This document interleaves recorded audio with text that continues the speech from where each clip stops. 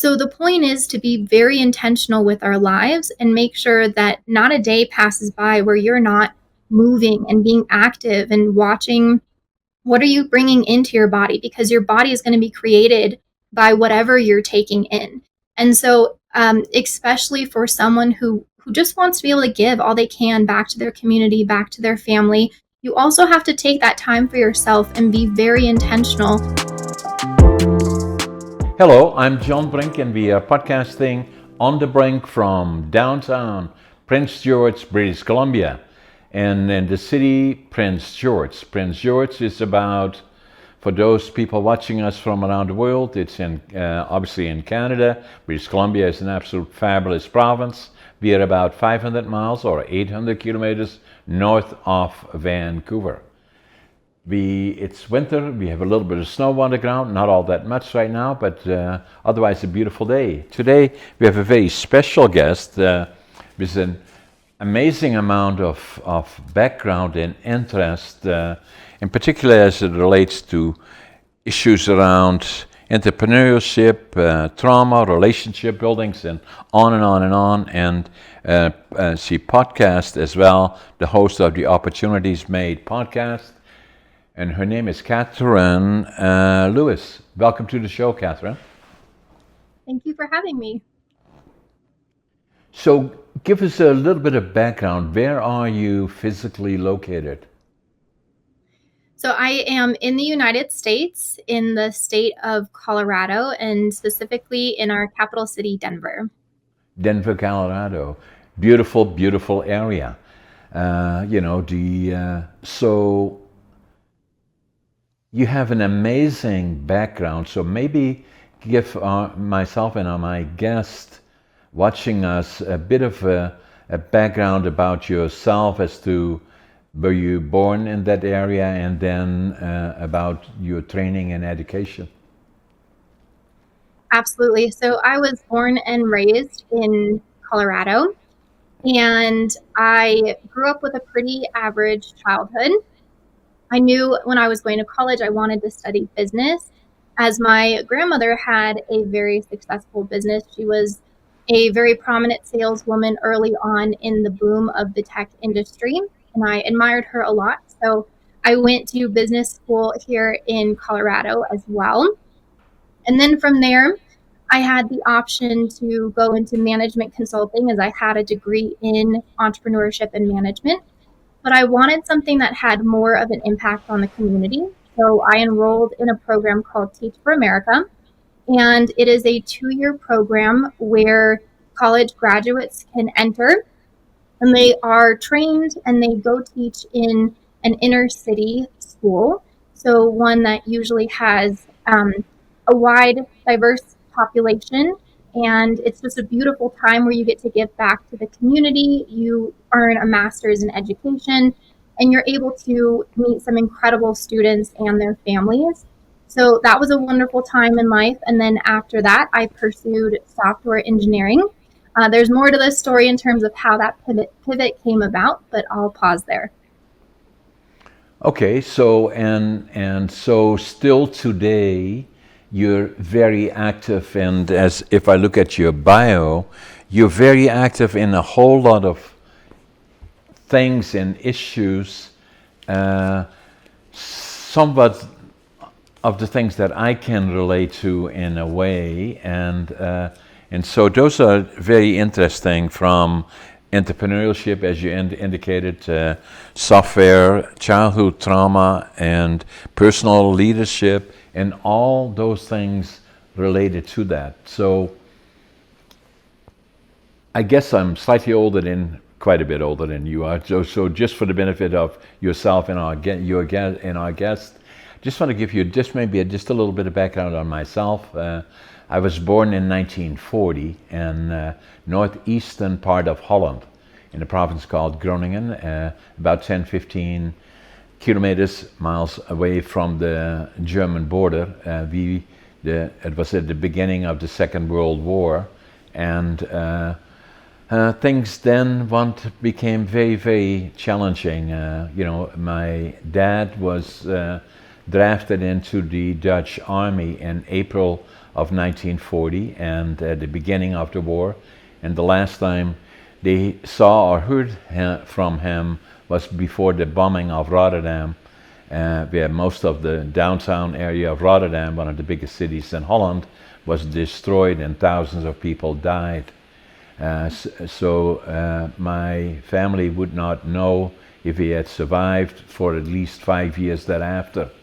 My mom had, I was born in November 1940, so my mom was pregnant with me when he left, and I had a sister 1 year older, a brother 2 years older, and things were a challenge. And I still remember from the time that I was 3.5, 4 years old, that in particular bombers overhead, bombing Germany towards the end of the war, and still remember my mother taking us outside to a flat roof that we had at the back of the house to watch hundreds of planes in the air, not to see them or to look at them, but she felt safer being outside rather than inside. And we could see in the distance, again, if you visualize Holland, is relatively small, but the northeastern corner is bordering on Germany, and a lot of the cities that bounded on the North Sea access were bombed during that period, and in the distance we could see cities burning, and things were delicate and difficult. And then we were the winter 1944-45 was called the Hunger Winter, where there was no more food. It was cut off by the German armies at that time, and it was also the coldest winter on record. We as kids, the three of us would go every morning with gunny sacks into the railroad yards and find anything edible or burnable. And the reason that we did as kids, because we wouldn't be shot, but rather got kicked in the back, and then we would back the following morning. And then I remember we were liberated April the 12th, 1945 by the Canadian Army, and that made such an impression on me that I knew from that point forward I would go to the land of my heroes. That's where I belonged. And it took me till I was 23 until I was able to do that. And but things were difficult, and especially at the end of the war, as the German armies retreating, obviously the Allied forces moved through the northern part of Holland, in particular when they got closer to the borders. With Germany, they had nothing left, and it got pretty rough at times, and we saw far more than we should have seen. And it obviously affected everybody, including myself, with PTSD, and then the fear of losing their parent was the inner child. And I got counseling for that actually when I was well into my 50s, and very emotional actually. And but then I left for Canada when I was 23, and we'll talk about that a little bit more later, but at least it gives you just a little bit. The other thing that I should mention that may be of interest is that I was academically not very good. I failed grade 3 and I failed grade 7 3 times, to the point where my parents were beautiful people, but that they had to decide, should we send them to the school of the mentally challenged, or do we find them a trade?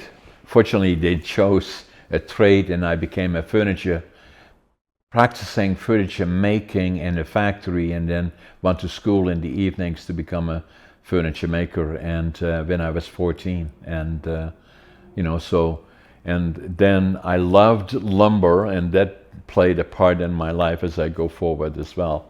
So it gives you just a little bit of my background of the early stages. You have a beautiful story. Thank you so much for sharing what a life you have lived, all the intricacies, the history that you've seen, unfortunately, the trauma that you've experienced as well. But it's so cool to know how the impact of your heroes led you to live where you are now, and then subsequently have your career in that same location? Yes, it was more than anything, interesting and coincidental. So I wanted to go to Canada, right? So, and then I wanted to go when I was 17 because that dream always stayed with me. And then my parents wouldn't let me. And then I was drafted into the Dutch Air Force for 30 months. That was mandatory then. And then finally one when I was 23.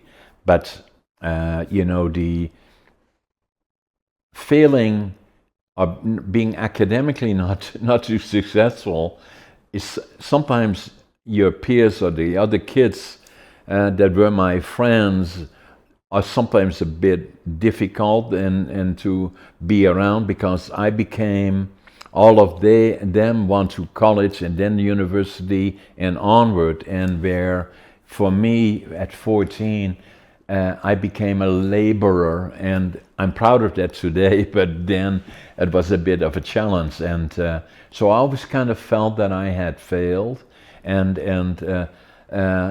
although I was very optimistic and outgoing and all the other qualities, but I always deep down felt that I knew just as much as everybody else did, and I could prove. I had to at some point prove to myself that I could do it, not to prove to anybody else, to myself. So the dream of going to Canada became important to me, and I did that when I was 23. I wanted to start with nothing. I had the suitcase, 2 sets of clothes, and 3 books, and $150 when I left. And I couldn't speak the language, didn't know soul, didn't have a job. And I knew for myself I would not go back unless I was a little bit radical in a box or successful. And so when I arrived in Vancouver, flew into Montreal, took the train across Canada, and then arrived in Vancouver, I went up to the immigration department, and fortunately there was somebody that spoke German, and I could speak some German. And so I told them what I wanted to do is I wanted to build my own lumber mill. And so he said, go to Prince George. That's a boom town. That's where they're building mills. That's where the opportunities are. So I took the Greyhound, took 12 hours, 14 hours to drive to, it's a long way, all the way to Prince George. And now, about 60 years later, I'm in Prince George. I've been successful, obviously, and we'll talk about that a little bit more. But then, so when I arrived in Prince George, about 3 blocks away from where we are sitting now, I came off the Greyhound bus, and I looked around and I counted my money at least 3 times, and I had exactly $25.47. But the biggest thing that I had is attitude. No matter what happens today, if it is a tough day, I will swear it'd be a good day tomorrow. The glass is always half full for me. I had passion. Whatever I do, I give it all that I got right from the time that I was young and a kid. And then I have work ethic. I work harder than anybody, and what follows is success. And I deeply believe in that, and always have. And so that's what happened. And so then I became, I had to start finding a job right away, and I couldn't find a place here. So they found me a job about 75 kilometers south. I became a cleaner man or a lumber piler.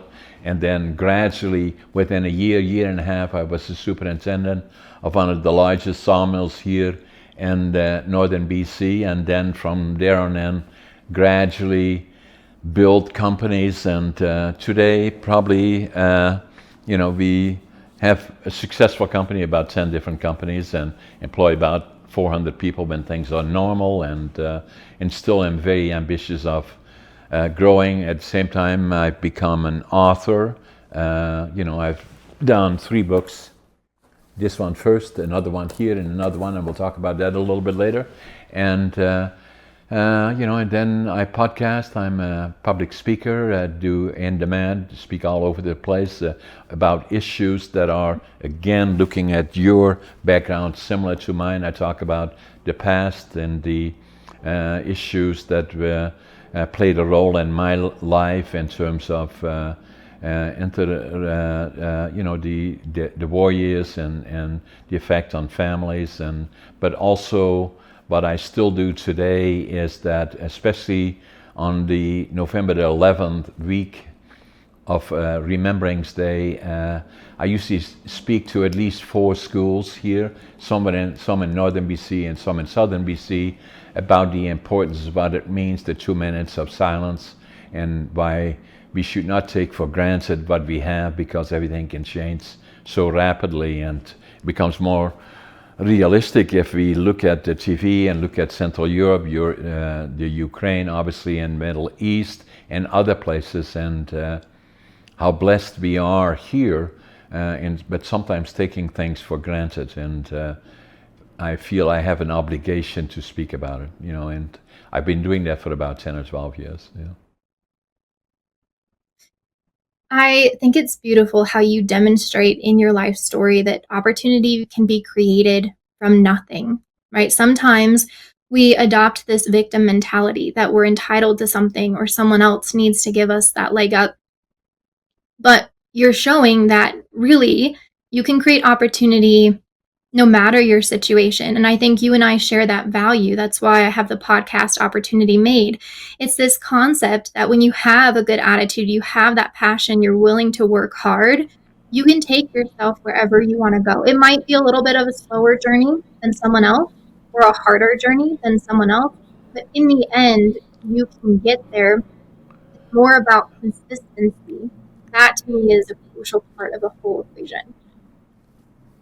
Everything is possible, and attitude is critical, and so I went through that, and then already, and you can relate to that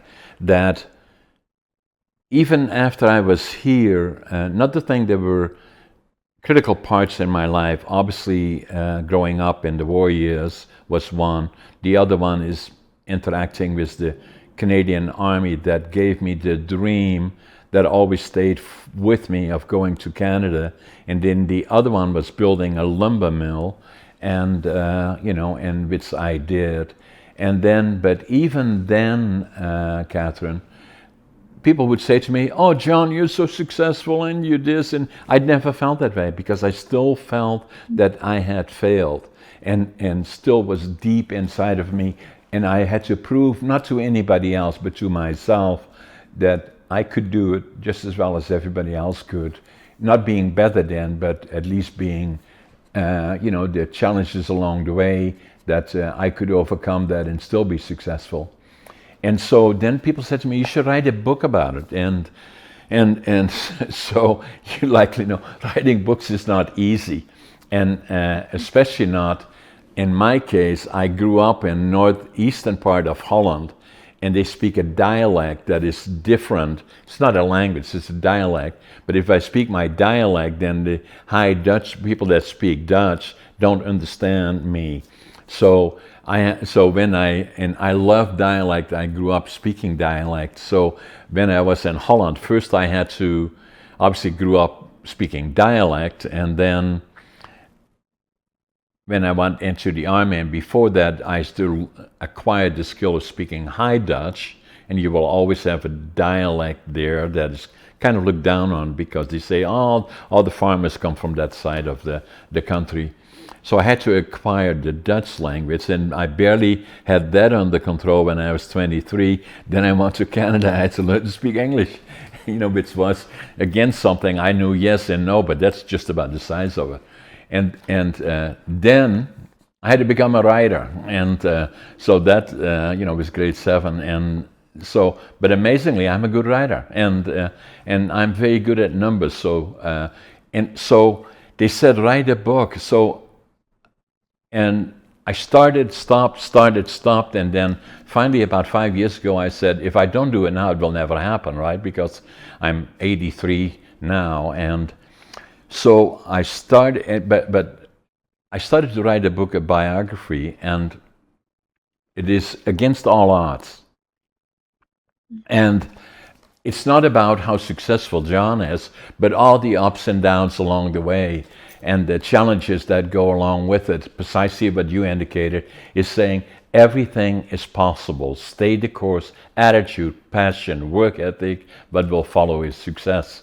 And so I wrote the book, and the has been quite successful about it, and now the interesting part about the book, I just had to tell you this. So I don't know if you can see it, but if you can see, the price of the book is $25.47. So all I my knew that books. was coming. So, and I'm going to send you a signed copy of the book, and then the other part that happened to me is that, and I just had to tell you that for background, is that after I was here for 32 years, already quite successful, in 1997, I walked into a bookstore here, and I still don't know why. I picked up a book, and I opened the book, and I looked at the book, and it said, "Driven to Distraction." And as I looked at the book, it was about ADHD. And I said, "Oh my God, that's me." And so I bought the book. I wrote in the book in Dutch, "Now I finally know who I am." And so that became another element that changed my life. And so initially, first, I thought it was a mental disorder, or there was stigma associated with it. So you can well imagine, as an entrepreneur and doing all the things that you have done, that there I'm going to the bank and I'm making business proposal for, I want to build a company here, build a company there. And then I said, "Oh, by the way, I have a mental disorder called the ADHD." And you said, "Have a nice day," So there was the stigma attached to it. But the more I found out about it, the more I realized that the frequency of occurrence was then thought to be about 8%. I believe now, and so do many others, that it is probably more than 20%. And then it took me 5 years. I was 57 when I discovered the book and the ADHD, that I went to my doc, who was a personal friend and had delivered our 2 daughters, and I walked into his office 5 years after I read the book in 1997, and he said, "Hey John, why are you here?" I said, "I think I got ADHD." And so we checked it out, and yeah, I do. So then the more I found out about it, then I started including it in presentations that I did. Talk about more things about the inner child, PTSD, and then also ADHD. And then I felt I had to write a book about it. And I did. I wrote this book about it, ADHD Unlocked. And again, very popular. And I wrote it in such a way that it is written by an ADHD mind, so you can open it anywhere, go either backwards or forward. There is no continuous long writing and reading, but it's very much oriented to the ADHD mind. So that what became another element that had a dramatic effect on my life. And I love the concept of writing a book that is accessible for an ADHD reader, especially because you're writing about ADHD. I'll speak a lot on accessibility, and I do a lot of work with software engineering and creating accessible designs for digital products.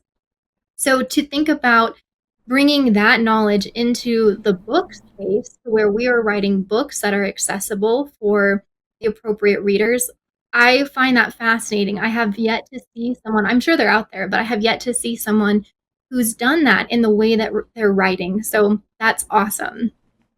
So I will also send you a copy of that book and sign it. And then I have one more, and then, at least then you have a good idea about my background, is that I find so many people, and you probably do the same, is they say, "I don't like my job." And then I know a lot of younger people in particular, as give presentations to them, and then saying, so what are your plans for the future? And you say, well, I don't know what to do. I don't know what courses to take. I don't know what to do. And I said, it's very, very important that you do become knowledgeable about the different career directions or entrepreneurship. Find out, go talk to people that are in that profession, so it gives you an opportunity to kind of figure out direction.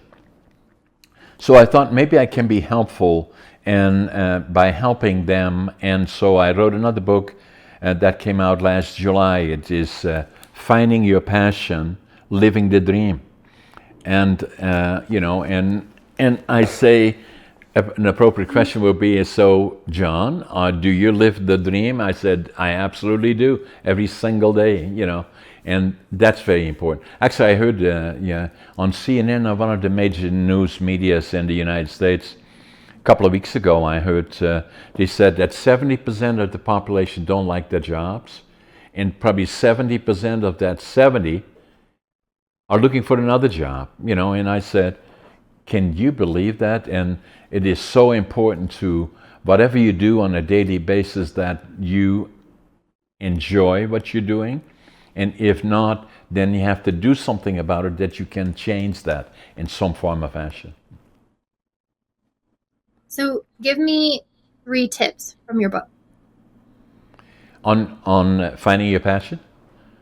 Mm-hmm. Or any book, or all three of them, or? Finding your passion. If you were speaking to someone who was looking for a way to find a job that they enjoy, what are some of the top things that you would tell them? Well, first and foremost, get the best possible education that you can in a general sense. And then the sooner you can identify as areas that you're interested in, then make some phone calls. Talk to people that already are involved in certain areas so you can make then the choices better. But to take some time initially of not knowing for sure what direction to go, it then becomes a question of saying, what would I like to be at if I become older? Do I want to be entrepreneurial? Do I want to be independent? Do I want to have a career? Do I want to work with people or other people? For whatever reason, the sooner you can focus on those areas, the sooner you can then funnel all your efforts, or most of your efforts, in that direction. But the one advice I would give most people is, be not afraid to pick up the phone and talk to some people that are already involved in certain jobs or areas that you're of interest in, and ask if you can have a coffee with them at some point. Explain to them what you want to do and why you're calling them. And you will find, surprisingly to many people, because I get it, people call me sometimes because I mention it during my presentations, and they say, oh, I was afraid to call you. I said, well, why? Because most people that are successful are there to help others. So that will be the other one of it. And then the other one is attitude, passion, work ethic. What will follow is success, whatever you try to pursue. And then the other part that I would say, giving back to the community. Those were fabulous. Thank you. I really love the giving back to the community piece, because anyone who has accomplished anything in their life understands that you don't do it alone. Even if No. it's just the support of your family, your friends, you're not doing it alone. Maybe it's even just your teachers in school who want you to succeed. So it's so important to give back. And I'll reiterate what you said about reaching out and connecting to anyone. So for myself, I work with LinkedIn, and that's my preferred platform for reaching out to people. There are over 1 billion members on the platform. That's almost an eighth of the population that's on this planet. And you can reach out to whomever and just send them a message and say, hey, I'd love to meet with you online. I'd love to meet with you in person and just better understand how you got to where you are today. I think it's so crucial for us to take advantage of those opportunities. And just understand people's stories so we know what options are out there when we're looking for a career change, when we're determining what degree is going to come next. And it's very simple. Just connect with people, send them a message. As you were saying, Don, people were afraid to reach out to you. And why? What's the worst that can happen? Someone doesn't respond or someone says no. The best that could happen is now you have found something that you're excited to wake up for Monday morning. Now you found a cause that you are really excited to get behind, something that drives your life forward. So lean into the best that can happen rather than the worst and reach out to people. I agree with that 100%, Catherine. In fact, now even at 83, I still get up at 5:30 in the morning, and I'm always in a hurry because I think I'm late, and at the same time I always make my bed, and then every day to me is exciting. I still work probably 60, 70 hours a week, and I love to do it. The important part of that is though that I'm writing another book that's coming out next July. Is that title is Living Young, Dying Old, and it is about quality of life, not age, and and staying fit and healthy, and this gift that you have, that body, is very forgiving, but at the same time, you cannot abuse it for a longer duration because then it will not no longer function, and then you will pay for that in a bad way once you get older. And sometimes, as you do likely, I know people that are 45 years old and they say, well, going to the gym, I can't do that anymore. I can't do this anymore, that anymore. And all of a sudden, then that you will be what you have decided to be, and it doesn't have to be that way. And this book is particular in regards to that issue of not following, but being proactive on the medical side, and understanding your body and how it functions, and then stay physically active. And I've been very active, and that's a story on its own. But that I'm probably the oldest proactive bodybuilder in North America, I guess, that is still competing at 83 and is starting to. I qualified for the Arnold's in the Nationals when in 2018, and then obviously COVID came, and I'm training again now to do the same. But the point is that it gets me to the gym, and to stay active is very, very important. And so my wife is vegan. I'm probably 80-20, and and which you may find interesting. I do all the shopping, even for my wife. And if I go to the grocery store, I always do the shopping on the outside of the store where the greens are, and not in the center aisles. That those are not the healthy areas. I am so excited for your next book. Health and fitness is something that is key for all of us if we want to be able to keep doing what we're doing. There is such a misconception that there's a very short window in your life in which you can be successful, you can accomplish things, that you've got to be 19 creating Facebook from your garage or your dorm room. And that's not the case. I want to have my third, fourth, fifth, sixth career well into whatever long age I get to live. And it matters so much that we're taking care of our health. I know for me, during the pandemic, working a desk job, I was sitting constantly. And at the time, I was very much a workaholic. And so I was working 7 days a week, probably sometimes 12 to 16-hour days. So just sitting constantly. And then this past spring, I was able to get back into the gym, was really excited about this new fitness program. And I worked out, I went for it, and I ended up having back issues, right? And it turns out that everything had weakened quite a bit from sitting all the time. And so while it didn't seem like I was going to have an issue, all of a sudden, this thing surprised me and came up, and now I'm having to go through physical therapy for it. So the point is to be very intentional with our lives and make sure that not a day passes by where you're not moving and being active and watching what are you bringing into your body, because your body is going to be created by whatever you're taking in. And so especially for someone who just wants to be able to give all they can back to their community, back to their family, you also have to take that time for yourself and be very intentional. And it doesn't need to take a lot of time. You know, John, one of the things I love to think about is how you can get into the gym and make it a habit just by starting out very small. So let's say it's a big chore for you. Well, just get into your car one morning. And then the next morning, get into the car and turn it on. And the next morning, drive to the gym, right? And then the next one, get to the gym and get out of your car, right? So you can take these progressive 2% steps in order to form these new habits. It's just important that you're consistent and you do it. The other part about that, Catherine, I agree with you 100% because I remember, that I was part of the group that every New Year's we make this commitment. So, and that includes going to the gym.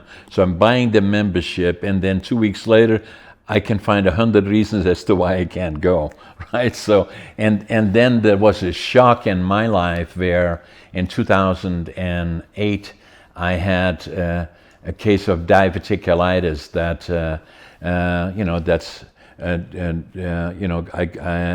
nearly killed me actually, and it gave me a shock that I knew I had to become very, very serious about diet and exercise, and so. And I did, and then from there on in, obviously that's where I started going to the point where I went to the gym already for about, with a trainer. That to me was very important because my life is appointments, and I have to have a trainer. Then it creates that commitment to go to the gym, and then from there on in it went to where it did go. But to your point, sometimes we feel, and that included me before that gyms used to be very intimidating because everybody that is there, in my mind, is perfect. And I'm the guy that goes in that I'm out of shape and I don't even know how to sit on the equipment, and everybody is watching me and saying, why is he here?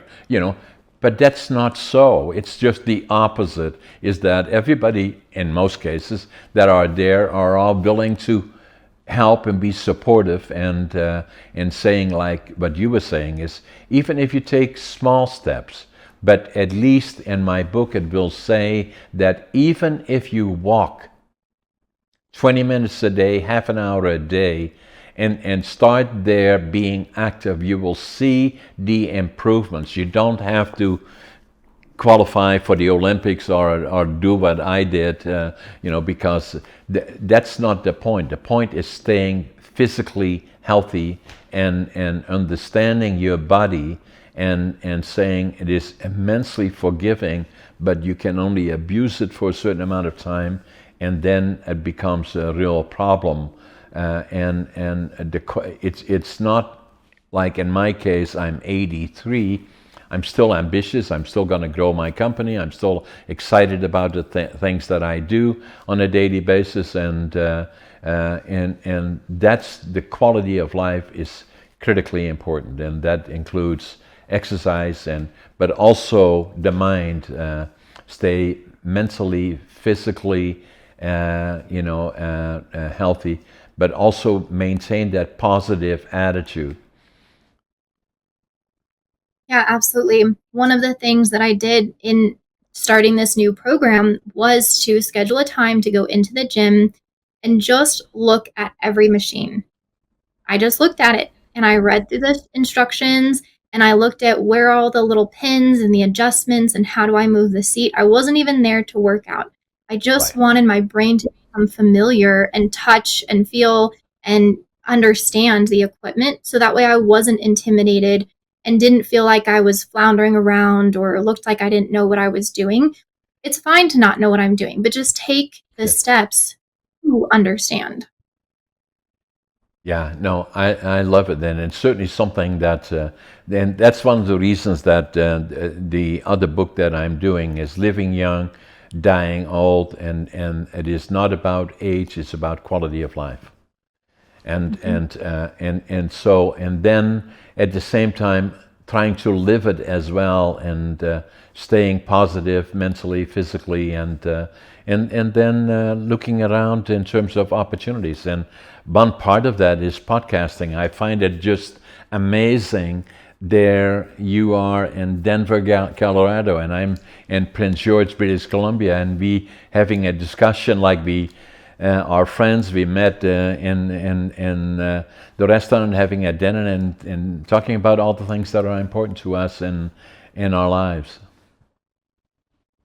I do too. I think podcasting is fantastic. I know it has exploded quite a bit, and there are hundreds, probably thousands of podcasts, but it really allows the listener to be privileged. You get access into these conversations between friends or recent acquaintances who feel like friends that you wouldn't be able to hear otherwise unless you were sitting across the table in the coffee shop.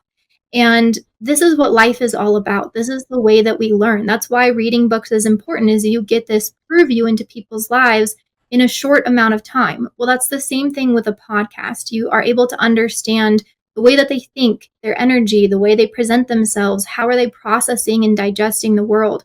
And all of those give you a very quick leg up for you to make improvements in your own life. So I completely agree with you, John. I love this format of conversation.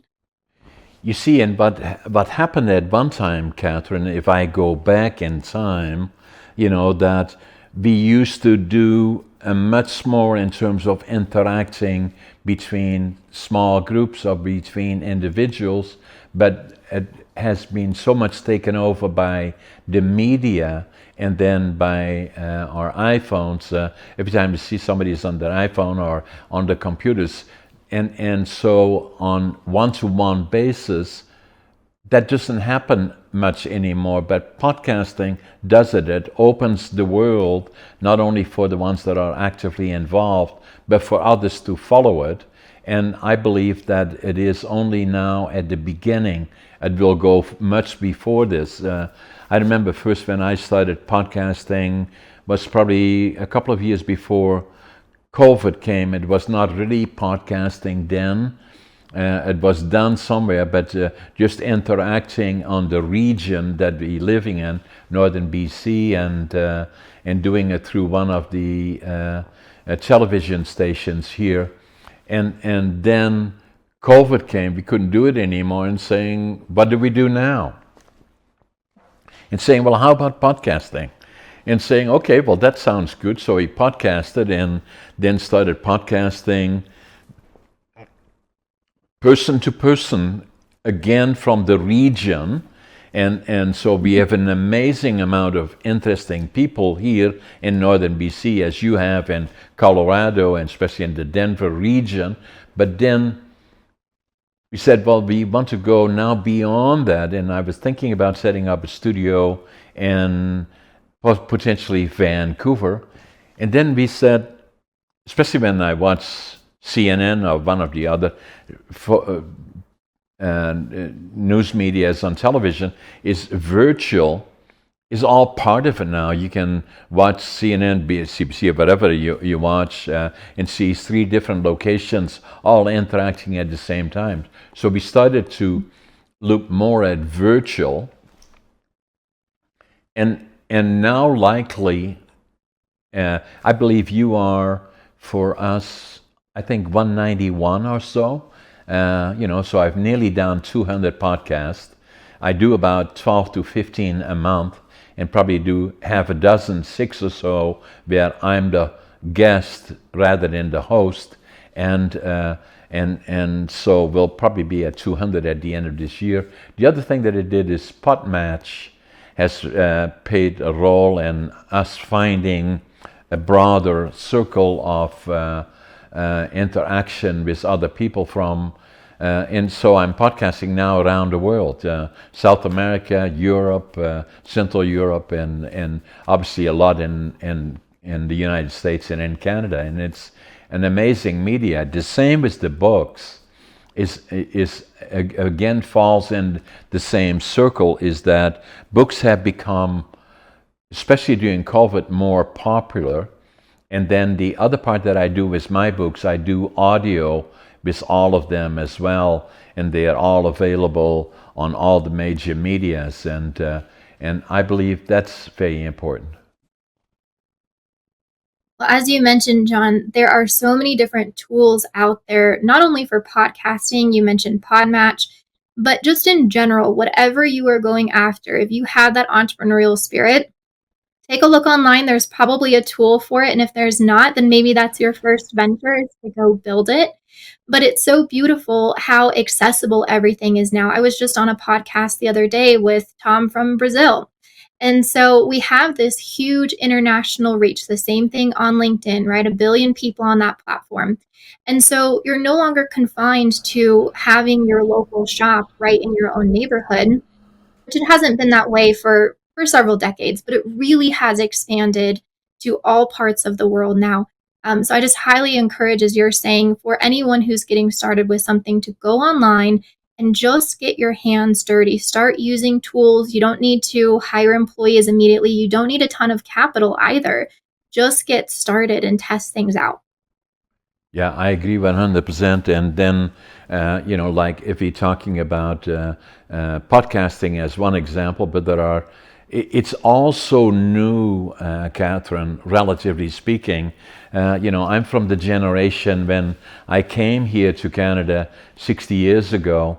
It was telegrams that we sent and saying, hope you're well, stop, and I got a job, finally, and then stop, and then I'm making $2 an hour, and that's exciting, and I'm still working on my career, and stop, and send me some money, and then you wait and eventually you get so where now I can pick up my iPhone and then on WhatsApp or whatever I'm using and have instant connection, and then that's the one thing that changed, and I'm still from the time that didn't have that and started out with the big shoe that was the iPhone, and so everything has changed, but our media that we have now that I'm very excited about is relatively new. It's just still at the very, very beginning. And I'm thinking more now entrepreneurial as you are, and you have an entrepreneurial mind, is saying, okay, what opportunities are there? I'm thinking about potentially a platform, and what would that look like? And so what I'm doing now is that if I look at my books, is this book here, as you can see, and that's the evolution against all odds. And I'm going to send you signed copies of all the books, but you can see my name on the top here is very small. And I said, I am going to have to change that. So, and so the next book that I wrote is Against All Odds. And I made sure that the name is bigger on there because the name is johnabrink.com is what I want to broadcast around, for interaction that I do, either in speaking engagements, podcasting, book sales, or anything else in opportunity. So that, so that's basically what I'm doing. The same as this one here, but writing, it's not easy, and then marketing is again a challenge. It all takes time, but staying the course, doing it well, then you will succeed no matter what you pursue, right? Mhm. You touched on a very important piece there, John, which is it takes time. I remember when I was younger, I had folks telling me, you're going to be the next Tony Robbins, you're going to be the next Oprah. And I would get impatient. I would say, well, if you see that within me, then tell me how to get there now. Clearly, you know the direction. And they don't, right? They just are seeing that potential. But when we're impatient, we're unwilling to spend the time. And yet, it's the time that's required for us to build up a brand, for us to have our name mean something, for us to accomplish something, right? And so we talked about earlier in this conversation how important it is for consistency. Consistency is key. Just keep going, keep having the conversations, keep writing. Even if you want to write a book one day, write small articles now. and then that will turn into a book. It's all about these little steps. Just get into the gym now so one day you can be a bodybuilder. When we're impatient, which we tend to be in this instant gratification culture, we honestly miss out on a lot of growth and a lot of success that could come from fulfilling our potential. The other thing that I want to lean into is you talked about how we can so quickly connect with whomever, anywhere, which is such a beautiful thing. We've been talking about how beautiful it is. I've also noticed, though, that this upcoming generation is craving in person connection. And I've seen this through the work that I do with my nonprofit. We work with high school students in that opportunity youth age range. So, really, it's from about 16 to 24. And they are looking to go through leadership courses and gain these new life skills. And we thought, well, they're so used to doing it online from the pandemic. Why don't we have an online course? And yet, it's through that process that we realized people didn't want that online experience as much as they wanted that connection in person and are desiring that community. So even though it's fantastic we have this technology where you and I can have this conversation across the world, we also have to consider how important those in-person connections are, building that community. And I think that's a skill that we've lost. How do we really have authentic long-term connections with people who are in our neighborhood, in our cities, get to see us on a daily basis that we can do life with? And so that's something that we're starting to focus on in the program. But I think as human beings, it's important for us to incorporate into our lives at large. So, what is the title of the program then that you're doing for that purpose? I was kind of looking for it because you had something else other than the podcasting, and I couldn't find it offhand. But that was another program that you are doing. Yeah, so the nonprofit is called the Leon Foundation of That's Excellence. the that's what It's I was looking for. Yeah. Yep, exactly. And so I formed that in my senior year of college, and we've been operating for 8 years. And we've done quite a bit in person, and then we switched to online during the pandemic. It was successful during the pandemic. We had students from all across the United States and 4 other countries participate. And then we thought, well, let's continue online. And we're realizing people really want that community in person. So we're switching back over to our in person programming, but we focus on helping young people heal that trauma. So you were talking about that for yourself, just how much counseling and healing had to be done from the trauma that you experienced. And the sooner that we can help students heal and stop that cycle, we're hoping that the more power they have in choosing who their partner is, what their career is, what direction they want to go in life, and rather than coming from a place where they're being driven by their trauma or trying to run away from their trauma, that they are empowered and they know their purpose. Yeah, I like that, Catherine, because I'm probably a good example of, that the feeling of failure, and then in combination with PTSD and in a child, the inner child, and then being successful, but not recognizing it as such, because still dealing with the issue that I had failed, coming back to the time of failing grade 3, failing grade 7 3 times, and I never quite resolved that. And then another part that I did not mention, but I should mention to you, but I believe is important, is that when I came to Canada and already was successful in building these companies,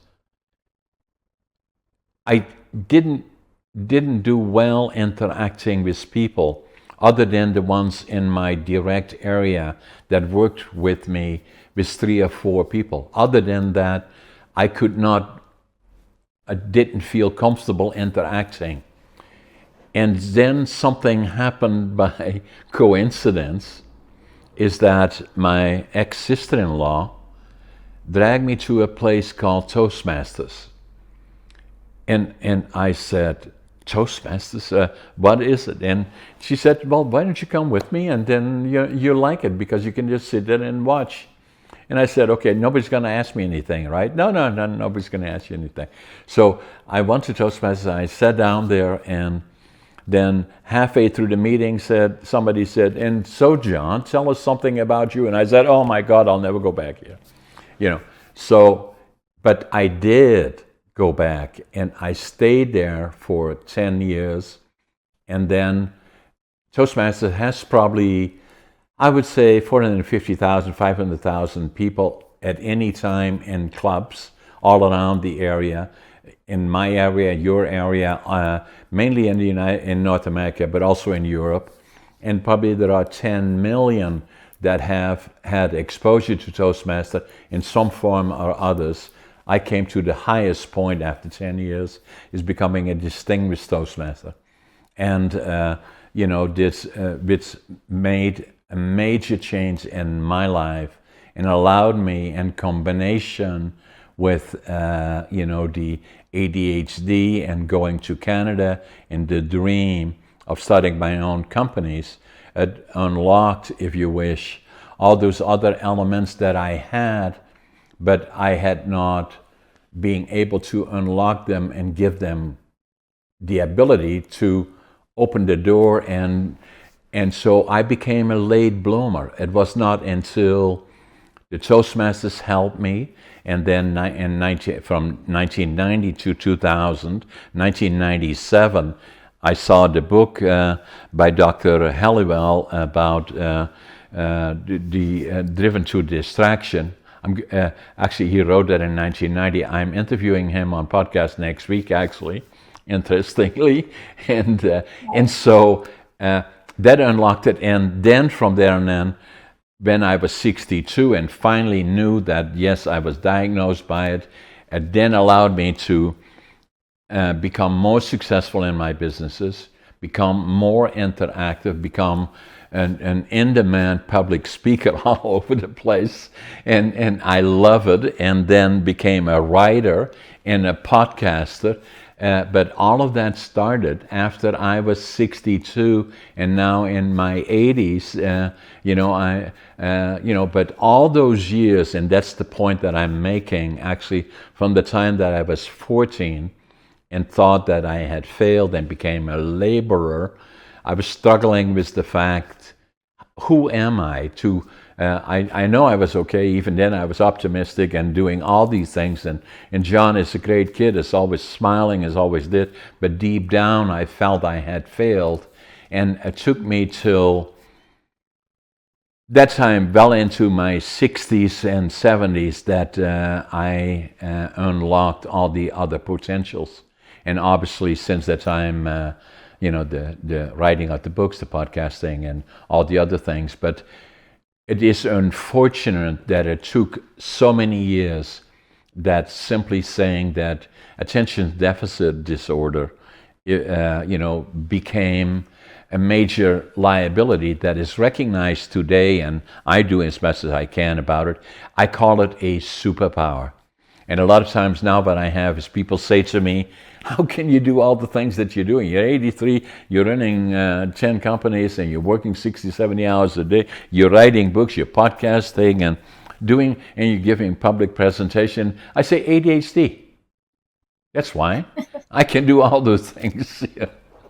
It's this superpower. So I just had to add that element. So, and then the other part an observation, that if I look at you, you're very successful. You always have been entrepreneurial, even from the time that you were young, 16, 17. You seem to have direction, and I believe you are a very effective communicator. And I'm making that observation because I see you as you go forward, that those are the success elements, I believe, and you have attitude, passion, work ethic, and you work immensely hard, and once you set a goal, you stay the course. And but first and foremost, and that's one of the things that I believe is missing in a lot of the schooling that we do today. We are not becoming overly active about becoming effective communicators. And which is a critical element to success. And then the other part that I believe is very important, and that's what I usually, if I give presentations, especially to young people, I say, You are special. There is only one of you. And to be at peace with who you are is extremely important. Once you do that and know that you're special, everything is possible. John, there's so much to unpack there. First of all, I can hear a little bit of emotion in telling people that they matter. Everyone wants to feel loved. Everyone wants to feel seen. Everyone wants to feel heard. And once you know that, yes, you are surrounded by people who will hear you, who will see you, it does help unlock that potential within you. You feel more secure to move forward, to fail and make mistakes, and not claim those failures as part of your identity, to not identify as a failure, but rather just to recognize that, okay, that didn't work out. Or, okay, I learned one way that, I don't want to do whatever it is. So I love that. I also want to thank you for your affirmation. And I want to highlight that because if you are listening to this and you're struggling to find your direction or your purpose, listen to the ways that people are affirming you. If they're saying, you're really good at that, I could see you doing this. For me, from my experience, those are the things to lean into. I've had that feedback consistently throughout my life around effective communication, but I haven't leaned into it as much as I'm starting to now, where I really recognize, okay, this is a gift. This is something to put to use. I will share a quick story. I was a teacher, as I mentioned before, and while I was teaching, I had the opportunity to work with high school students and teach them how to code. It was a summer program, 2 weeks. I'd travel around the United States and I would conduct this summer camp so that way these high school girls could learn how to program. I had never programmed in my life. I did not think I was good at math and science. I had failed algebra in 7th grade. I had failed Excel in college. Right? I had these failures too. And there's plenty of other ones, but those are some academic ones. I didn't think I could do it. And then it dawned on me, why don't I just give it a try? There's not much to lose. Let's just do it. And so I taught myself how to program and I was conducting these camps and I realized I love software engineering. I love it so much. So let me go and do a 9-month boot camp learning how to become an engineer. And even in that process, I failed. The camp was only supposed to be 6 months, and I had to do it for 9 because I failed one of the modules. But then I came out and I was able to get a job at LinkedIn. And it was through that job process, I can't confirm, but based on some things that I was observing, I think it was my ability to communicate that really helped me in gaining that role. Yes, I had the engineering skills, but I did not have a computer science degree, which is what most companies were looking for at the time. And instead, I was able to communicate everything that I had written down on the screen. So even if my code wasn't fantastic, I was still asked to explain why I wrote what I wrote. And I could go through every single line. And at the end of the interview, everyone was speechless. And there was this moment of silence when I was nervous. Maybe I had failed. And instead, they said, that's the best interview we've ever had. And so it was that ability to communicate my thought process that really helped, in my opinion. And so it is a skill for everyone to lean into. Everything in business or a lot of business has to do with relationships. How are we relating and connecting to other people? Well, how do you connect with other people? Through communication, whether it's verbally or whether it's physically with your body language. And so if I can encourage anyone to practice anything, regardless of what field you want to go into, what business you want to start, it's to practice effective communication, as you were saying, John. And one of the ways that I like to do that is at the end of each day, I will do 3 different things. One, I will record myself describing what went well that day, what should I keep doing, start doing, stop doing. 2, I will record a video that I'm going to send to a friend. It doesn't matter what it is. Maybe I'm wishing them happy birthday. Maybe I'm just saying hello, but I only get one take of that video. And so it doesn't matter what I look like. It doesn't matter if I feel insecure about what I said. I only get one take and I have to send it to them. And then the third thing that I will do is I'll pick a random topic. So maybe it's coffee mug, maybe it's snow, whatever it is. And I have to talk about it for 1 minute solid. And I try to listen to myself so I don't use filler words such as but I just talk randomly without preparing about this topic and record myself doing that as well. Now, if I really want to, I'll go back and I'll rewatch them and give myself feedback. But just practicing in small ways, I think that takes me a total of 5 minutes every day. Just practicing in those small ways helps all of us become better communicators. So, those are a couple of tips that I'd love to leave listeners with. And let me add to that, and I love what you're saying, because basically what you're doing is what Toastmasters is all about. And Toastmasters, for those that do not have the basic ability to do what you are doing necessarily, or feel not comfortable with doing it on their own, use a venue like that. It's cheap, it's getting to know people, and Toastmasters is not about speaking only, it become good listeners. And then the other part about Toastmasters is that speaking on your feet, impromptu. And so somebody will give you a topic to speak about, no different than what you were saying. On the basis of that, they get evaluated on room for improvement. The other thing that they will, and I just had to share that with you because you're so unique in the terms of what you were saying, is that they have R counters and they go like this. If you say R, okay, they give a tick so that you can think about it and saying, we all do that to a certain extent, and we're trying to unlearn that. So that's another thing, they practice on it. So, Katherine, it was an amazing podcast. We got still hours to go here, you and me. We have to stay in touch together. And it was a pleasure to have you on my podcast, and a privilege. John, thank you so much. The other thing I should mention to you is that our podcast, we do about 12 to 15, and we usually present them the way they are. They will very little editing, if any at all, usually none, and they will come out tomorrow morning. And today is Friday, so Fridays usually we do it on Mondays. Monday or when? Or doing it today. So that's how it goes. We put them out today, so you'll have it very quickly.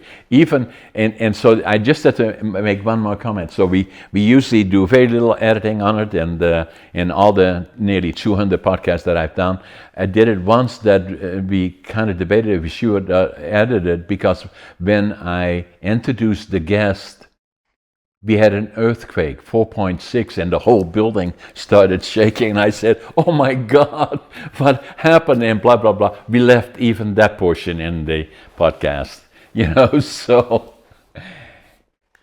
it was a pleasure, Katherine. Let's stay in touch. I'll sign books for you. You can interact with Scott, and I'll sign them for you. And as I said, amazing podcast, and it's a privilege, and I want to stay in touch with you. Thank you, John. The pleasure was mine.